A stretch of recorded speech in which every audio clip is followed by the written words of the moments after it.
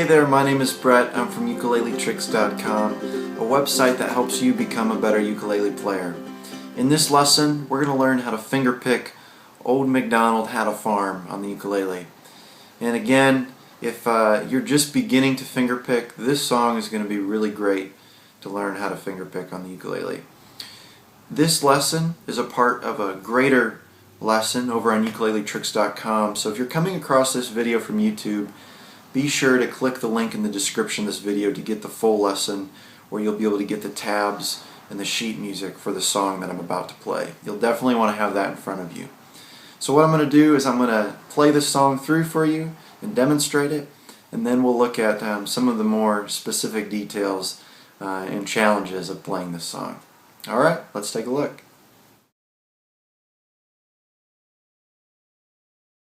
One, two, 1, 2, 3, 4.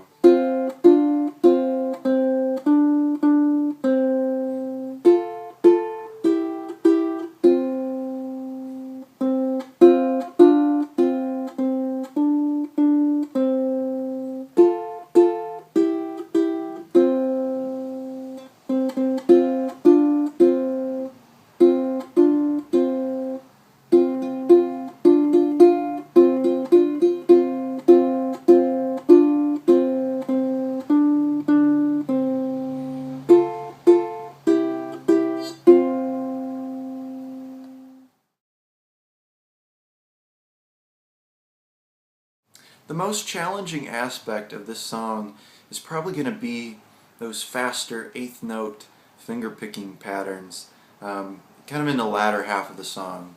The parts of the song starting in the 11th measure where it goes.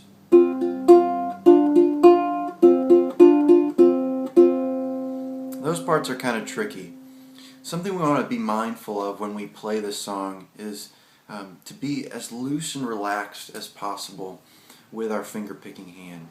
Again, we don't want any tension in this hand, because any tension is going to work against us and slow us down. So even as we sit and play, we want to make sure we're as loose and relaxed as possible. So that's something just to be mindful of.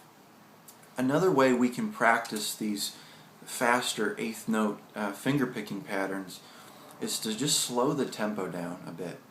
And we can do that by counting it out loud and just practicing these different shapes and patterns at a slow tempo first. So what I want to do is I just want to go over the 9th through that would be the 12th measures. There's those 4 measures on the second line of the music there.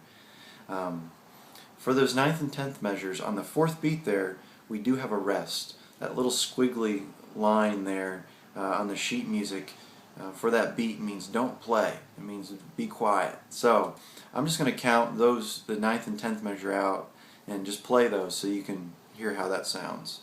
So 1, 2, 3, 4. 1, 2, 3, rest. 1, 2, 3, rest.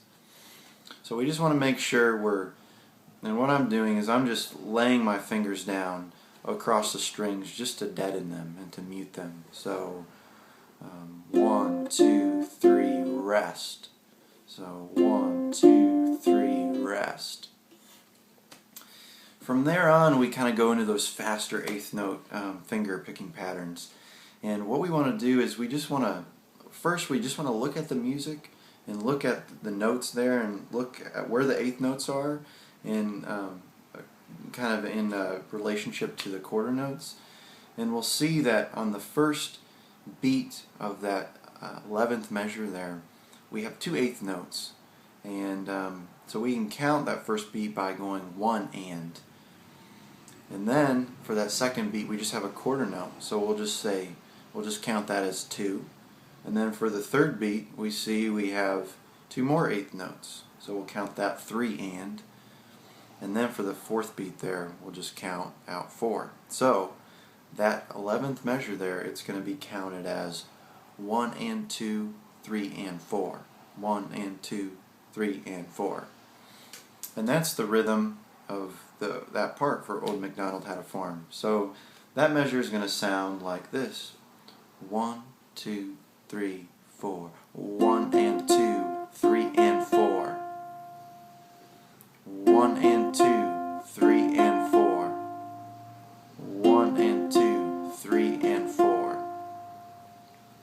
So all I'm doing right now is I'm just slowing down the tempo so I can get a sense of the rhythm of the song. So, and then if I can sense the rhythm at a slow tempo, I'm able to speed it up from there. So if we go from the 11th measure to the 12th measure there, we have this succession of eighth notes right there. So we have that part there. So as we'll see just by looking at our music there, we have 4 eighth notes in a succession. And those 4 eighth notes comprise the first 2 beats of that measure. And then we have 2 quarter notes for the 3rd and 4th beats of that measure. So for that measure, we're going to count it out by saying 1 and 2 and 3, 4. 1 and 2 and 3, 4. 1 and 2 and 3, 4. 1 and 2 and 3, 4. So, all I'm doing is slowing this down. I'm just looking at the music and seeing the rhythm of it.